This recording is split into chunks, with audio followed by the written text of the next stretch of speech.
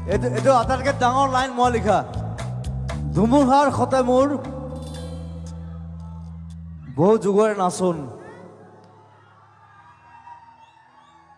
মই ধুমুহাৰ লগত ডান্স কৰোঁ। I don't care what you are. Zubin Garg एक ऐसा नाम जिसने असम की मिट्टी से उठकर पूरे भारत में अपनी आवाज का जादू बिखेरा। 18 नवंबर 1972 को मेघालय के तुरा में जन्मे और असम में पले बढ़े जुबिन बचपन से ही संगीत से गहराई से जुड़े रहे। उनका संगीत सफर शुरू हुआ 1992 में, जब उन्होंने अपनी पहली एल्बम अनामिका रिलीज की। यह एल्बम असमिया संगीत में एक नया युग लेकर आई, युवा पीढ़ी की धड़कनों पर छा गई और जुबिन बन गए असम के नए सितारे। आने वाले 3 दशकों में उन्होंने वो कर दिखाया जो शायद ही कोई भारतीय गायक कर पाया हो। जुबिन गर्ग ने अब तक 38,000 से अधिक गाने गाए हैं और वो भी लगभग 40 भाषाओं में, असमिया, हिंदी, बोडो, बंगाली, नेपाली और कई अन्य भाषाओं में। उनकी आवाज में लोकगीतों की मिठास भी थी और आधुनिक संगीत की ऊर्जा भी। उन्होंने असमिया फिल्मों में हिट गाने दिए। बॉलीवुड में 2006 की फिल्म गैंगस्टर के मशहूर गीत या अली से पूरे भारत में पहचान बनाई। लेकिन जुबिन सिर्फ एक गायक नहीं थे, वो असम की आत्मा की आवाज थे। उन्होंने कहा था, मेरा कोई जात नहीं, कोई धर्म नहीं, मैं सबसे पहले इंसान हूं। यह सिर्फ एक पंक्ति नहीं, बल्कि उनका जीवन दर्शन था। उन्होंने हमेशा सामाजिक और सांस्कृतिक एकता की बात की और कभी भी सत्ता या राजनीति से डर कर चुप नहीं रहे। उनकी बेबाकी, उनकी सादगी और उनका बागी स्वभाव उन्हें आम जनता के बेहद करीब ले आया। सिंगापुर यात्रा और अचानक मौत। सितंबर 2025 में जुबिन सिंगापुर गए थे, जहां वे 4th north east India festival में कल्चरल ब्रांड एम्बेसडर के रूप में शामिल हुए थे। 19 सितंबर 2025 को वे सिंगापुर के लाजरस आइलैंड के पास एक यॉट पर गए, जहां बताया गया कि तैराकी के दौरान वे अचानक बेहोश हो गए। उन्हें तुरंत सिंगापुर जनरल हॉस्पिटल ले जाया गया, लेकिन उन्हें मृत घोषित कर दिया गया। सिंगापुर की रिपोर्ट में उनकी मौत का कारण डूबना, ड्राउनिंग बताया गया। लेकिन यह कहानी यहीं खत्म नहीं हुई। असम लौटते ही लोगों ने सवाल उठाए, क्या यह एक हादसा था या इसके पीछे कोई साजिश? उनकी पत्नी गरिमा सैकिया गर्ग ने कहा कि जुबिन को पानी में दौरा सीजर पड़ा था और वे तैराकी में बहुत निपुण थे। असम सरकार ने तुरंत दूसरा पोस्टमार्टम करवाने का आदेश दिया। जब उनका पार्थिव शरीर गुवाहाटी पहुंचा तो लाखों लोग सड़कों पर उमड़ पड़े। हर गली, हर शहर में मातम छा गया। पूरा असम रो पड़ा, जैसे उसने अपना देह खो दिया हो। जांच, गिरफ्तारी और साजिश के आरोप जांच के लिए असम पुलिस ने एक स्पेशल इन्वेस्टिगेशन टीम SIT बनाई। पहले मैनेजर सिद्धार्थ शर्मा और फेस्टिवल आयोजक शामकानु महंता को गिरफ्तार किया गया। इसके बाद 2 और लोगों, संगीतकार शखर ज्योति गोस्वामी और गायिका अमृत प्रभा महंता को भी गिरफ्तार किया गया, क्योंकि वे उस यॉट पर मौजूद थे जहां हादसा हुआ था। इसके बाद जो आरोप सामने आए, उन्होंने पूरे देश को हिला दिया। जुबिन के ही एक बैंडमेट शेखर ज्योति गोस्वामी ने पुलिस के सामने बयान दिया कि जुबिन की हत्या जहर देकर की गई थी। उनका दावा था कि यॉट पर जुबिन अचानक सांस लेने के लिए तड़पने लगे, उनके मुंह और नाक से झाग निकलने लगा। लेकिन मैनेजर ने कहा, यह तो एसिड रिफ्लक्स है। इतना ही नहीं, उन्होंने कहा कि मैनेजर सिद्धार्थ शर्मा ने कहा, जाबो दे, यानी उसे जाने दो।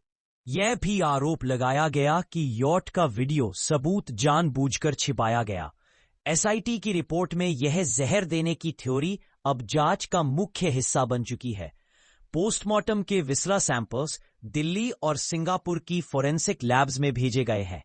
असम पुलिस ने इस मामले में अब तक 60 से ज्यादा FIR दर्ज की है और भारत ने सिंगापुर से mutual legal assistance treaty MLAT के तहत मदद मांगी है।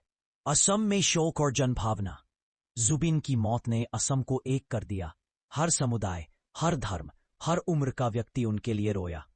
उनकी अंतिम यात्रा में लाखों लोग शामिल हुए। उनका दाह संस्कार स्थल अब एक तीर्थ जैसा बन गया है।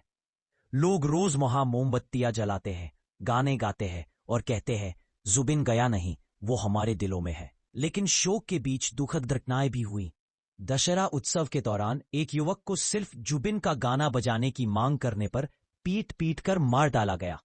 ये दिखाता है कि लोगों की भावनाएं कितनी गहरी हैं और ये घटना कितना संवेदनशील विषय बन चुकी है।